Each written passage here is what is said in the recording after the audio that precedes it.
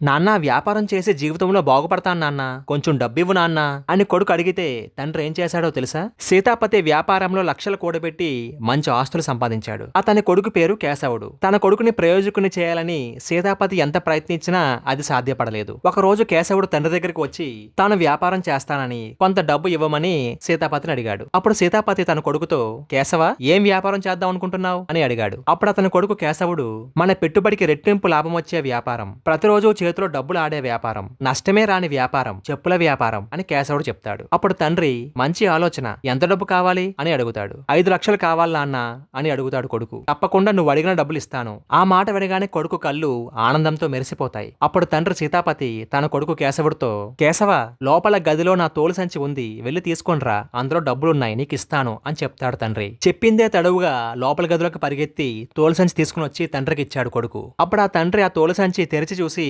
అయ్యో, ఇందులో డబ్బు పెట్టలేదనుకుంటా, దీని పక్కనే ఒక నీలం పెట్టి ఉంటుంది, అది పట్టుకురా, అందులో డబ్బు ఉంటుంది, ఆ డబ్బు నీకు ఇస్తాను అంటాడు తండ్రి. అది వినగానే కేశవుడు గబగబా లోపలికి వెళ్లి ఆ నీలం పెట్టి పట్టుకొచ్చి తండ్రికి ఇస్తాడు. సీతాపతి ఆ నీలం పెట్టి కూడా తెరిచి చూశాడు, అందులో కూడా డబ్బు లేదు. డబ్బు ఎక్కడ పెట్టానబ్బా అంటూ ఆలోచిస్తూ సీతాపతి, ఇప్పుడు గుర్తొచ్చింది, కేశవ, నా దిండు కింద తాళాలు ఉంటాయి, అవి తీసుకెళ్లి బీరువా తెరిచి అందులో పసుపు రంగు సంచి ఉంటుంది, తీసుకునిరా అంటాడు తండ్రి. అప్పుడు కొడుకు, నిజంగా డబ్బు అందులోనే ఉందా, ఒకసారి జ్ఞాపకం తెచ్చుకో అంటాడు విసుగ్గా తన తండ్రితో. అప్పుడు తండ్రి, నాకు బాగా గుర్తురా, అక్కడే పెట్టాను, వెళ్లి తీసుకొనిరా అని చెప్పగానే కొడుకు చిరగ్గా గదిలోకి వెళ్లి బీరువా తాళాలు తీసి అందులో ఉన్న పసుపు రంగు సంచి పట్టుకొచ్చి తన తండ్రి ఒడిలోకి విసురుగా విసిరేస్తాడు. ఆ పసుపు రంగు సంచి తెరిచి చూసిన సీతాపతి, అర్రే, ఇందులో కూడా డబ్బు లేదే అని అనగానే ఆ మాట విన్న కేశవుడికి ఒళ్ళు మండి, అందుకే బాగా జ్ఞాపకం తెచ్చుకోమన్నాను అని తండ్రితో అరుస్తూ మాట్లాడతాడు. అప్పుడు తండ్రి, అరే, గుర్తొచ్చిందిరా, గుర్తొచ్చింది, అసలే ఊర్లో దొంగల భయం కదా, అందుకే డబ్బును అటక మీద ఉన్న జాడీలో దాచాను, వెళ్లి జాగ్రత్తగా జాడీ పట్టుకురా అంటాడు తండ్రి సీతాపతి. తన తండ్రి మతిమరుపును మనసులోనే తిట్టుకుంటూ